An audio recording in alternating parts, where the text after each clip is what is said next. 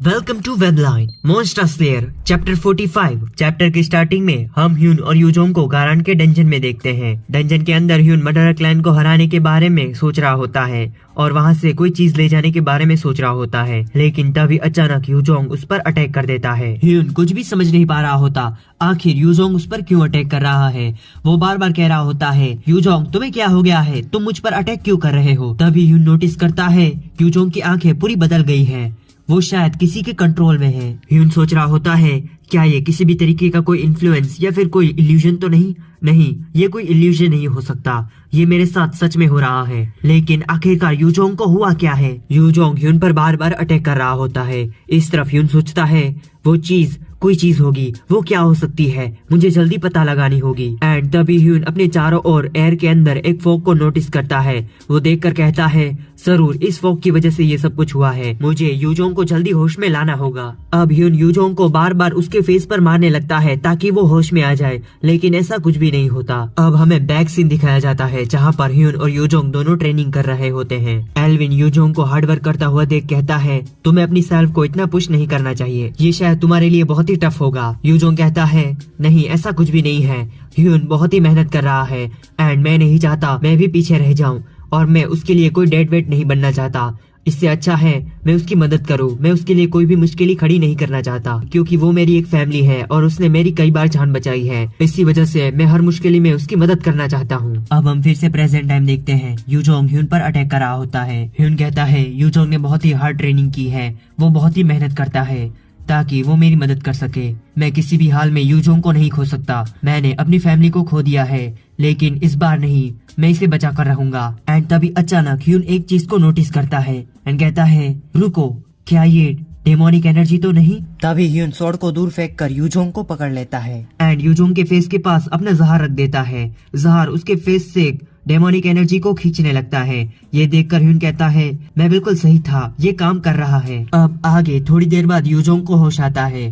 वो उठते ही कहता है यहाँ पर क्या हुआ था। एंड तभी ह्यून उसके हेड पर मारता है। यूजोंग जोर से चिल्लाता है एंड कहता है तुमने मुझे क्यों मारा। ह्यून कहता है सच में तुम्हें कुछ भी याद नहीं, तुम्हें ये तक याद नहीं कि यहाँ पर क्या हुआ था। यूजोंग कहता है हाँ मुझे थोड़ा थोड़ा याद है, हम यहाँ पर आए थे लेकिन फिर क्या हुआ मुझे पता नहीं। थोड़ी देर बाद यूजोंग अपने फेस को छूता है। फेस को छूते ही वो जोर से चिल्लाता है हे मेरे फेस को क्या हुआ है। छूकर ऐसा लगता है जैसे किसी ने मुझे बहुत बुरी तरह मारा हो। ह्यून कहता है तुम्हारे फेस पर मैंने ही मारा है, हम दोनों में अभी फाइट हुई थी, तुम मुझ पर अटैक कर रहे थे। यूजोंग ये सुनकर शॉक रह जाता है। वो कहता है मैं तुम पर अटैक क्यों करूंगा। ह्यून समझाते हुए कहता है आसपास जो तुम फॉग देख रहे हो उससे तुम इन्फ्लुएंस हो गए थे और उसी वजह से तुम अपने कंट्रोल से बाहर थे, इसी वजह से तुम्हें कुछ भी याद नहीं। यूजोंग बहुत ही सैड फील करता है। वो कहता है ये सब कुछ मेरी वजह से हुआ, मैं हमेशा तुम्हारे लिए मुश्किल खड़ी करता हूँ, अगर ऐसा दूसरी बार हो तो तुम मुझे बचाने की कोशिश मत करना, तुम मुझे मार डालना। तभी ह्यून यूजोंग के हेड पर फिर से मारता है एंड कहता है तुम खुद को क्या समझते हो, अगर तुम ऐसी मुश्किल में होगे तो मैं क्या तुम्हें छोड़कर चला जाऊं। नहीं ऐसा नहीं हो सकता, हम एक दूसरे के अलाई हैं और अलाई हमेशा ऐसा ही करते हैं, किसी को भी मुश्किल में नहीं डालते, अगर कोई है तो उसे छोड़कर नहीं जाते। ये सिर्फ एक गिव एंड टेक नहीं है, ऐसा बिल्कुल भी नहीं है कि तुमने मेरी जान बचाई तो मैं तुम्हारी जान बचाऊंगा। इसीलिए यूजोंग तुम अपने आप को दोष मत दो और अपने आप को कोई बोझ मत समझो। तभी यूजोंग कहता है नहीं ऐसा कुछ भी नहीं है। तभी ह्यून यूजोंग की बात को काटते हुए कहता है यूजोंग तुम सिर्फ मेरे एक अलाई नहीं हो बल्कि तुम मेरे एक फैमिली मेंबर जैसे हो। यूजोंग को इन सभी बातों पर विश्वास नहीं होता।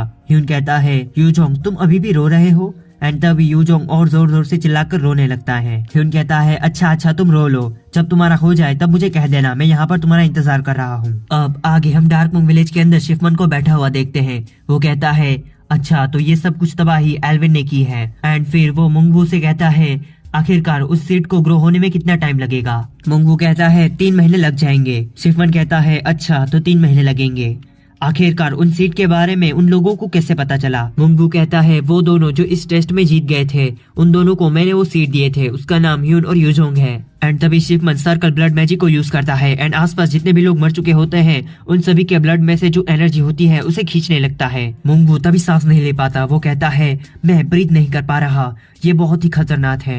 एंड तभी शिफमन कहता है मुंगवू तुम्हें मैंने एक काम दिया था एंड वो भी तुम ठीक से नहीं कर सकते, तुमने सब कुछ बिगाड़ दिया एंड देखो ये क्या हो गया। इस तरफ मुंगवू सोच रहा होता है ये शिफमन का ब्लड सर्कुलेट मैजिक है, इसकी मदद से ये किसी के भी ब्लड को एब्जॉर्व कर सकता है एंड उसकी एनर्जी को खींच लेता है। इससे शिफमन और भी ज्यादा ताकतवर हो जाएगा। तभी शिफमन वहां से खड़ा होता है एंड कहता है हमें जल्दी यहाँ से जाना होगा। मोंगू जल्दी रेडी करो, हमें यहाँ पर अब और टाइम वेस्ट नहीं करना है।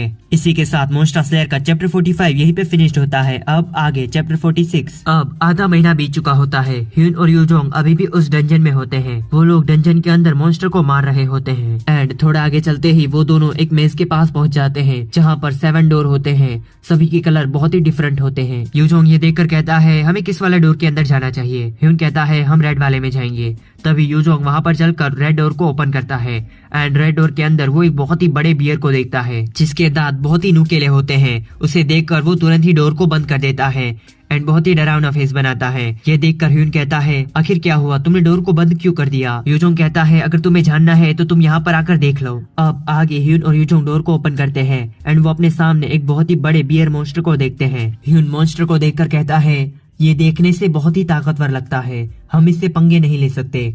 हमें बस उसके पीछे जो ब्लैक डोर है वहाँ पर पहुँचना है। वहाँ पर जाते हुए हमें कोई भी आवाज नहीं करनी है। यूजोंग ध्यान रखना, कोई भी साउंड मत करना। अब ह्यून और यूजोंग दोनों धीरे धीरे करके उस ब्लैक डोर के पास जा रहे होते हैं, लेकिन बीच में यूजोंग एक पत्थर पर अपना पैर रख देता है एंड साउंड कर देता है। यूजोंग और ह्यून दोनों ये देखकर डरने लगते हैं। जो मॉन्स्टर होता है वो अपना फेस दूसरी तरफ करके सो जाता है एंड तब जाकर ह्यून को सांस आती है। फिर दोनों ब्लैक डोर के अंदर एंटर कर जाते हैं। डोर की दूसरी साइड एंटर करते ही वो दोनों अपने सामने एक बहुत ही बड़े ट्री को देखते हैं। यूजोंग उसे देखकर कहता है ओह माय गॉड, ये बहुत ही बड़ा ट्री है। क्या ये एक वर्ल्ड ट्री तो नहीं? इस पर बिलीव करना बहुत ही मुश्किल है। कौन कह सकता है गारान विलेज के ग्राउंड में इतना बड़ा डंजन होगा और उस डंजन के अंदर इतना बड़ा ट्री, बहुत ही मुश्किल है। तभी ह्यून और यूजोंग उस ट्री पर काफी सारे सीड को देखते हैं।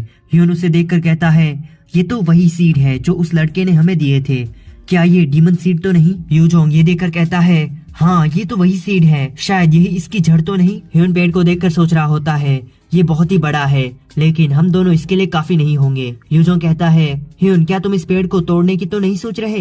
ह्यून कहता है मेरे पास एक आइडिया है, शायद ये काम कर जाएगा। तभी हम देखते हैं वो डीमन सीड की जितनी भी एनर्जी होती है वो उस जहर के अंदर जाने लगती है। ये देखकर ह्यून कहता है हाँ तो ये काम कर रहा है एंड तभी हम देखते हैं ह्यून की डेमोनिक एनर्जी बढ़ने लगती है।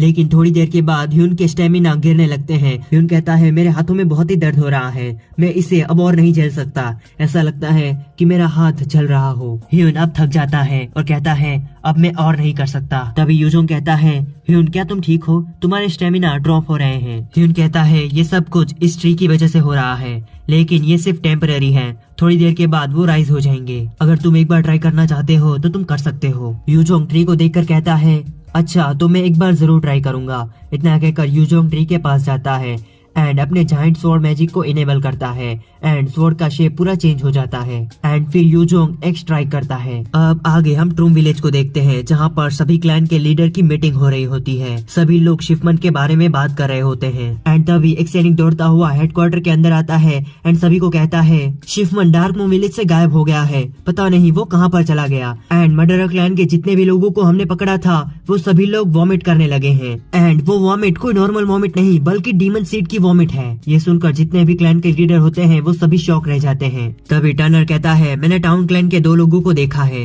वो लोग बहुत ही बढ़िया लड़ रहे थे और उन दोनों की स्किल भी बहुत ही अच्छी थी, यहाँ तक कि उन्होंने जेफरी को भी हरा दिया, लेकिन उसके बाद वो दोनों कहीं पर चले गए, वो दोनों मिले नहीं। अब आगे हम उस डीमन ट्री को देखते हैं जो कि 2 टुकड़ों में कट गया होता है। तभी यूजोंग कहता है अच्छा तो ये काम कर गया। इसी के साथ मॉन्स्टर स्लेयर का चैप्टर 46 यहीं पे फिनिश्ड होता है। अगर आपको जानना है स्टोरी में आगे क्या होगा तो चैनल को सब्सक्राइब करके बेल आइकन कॉल पर सिलेक्ट कर लीजिए। मैं मिलूंगा कल आपसे 6:30 बजे। Bye bye.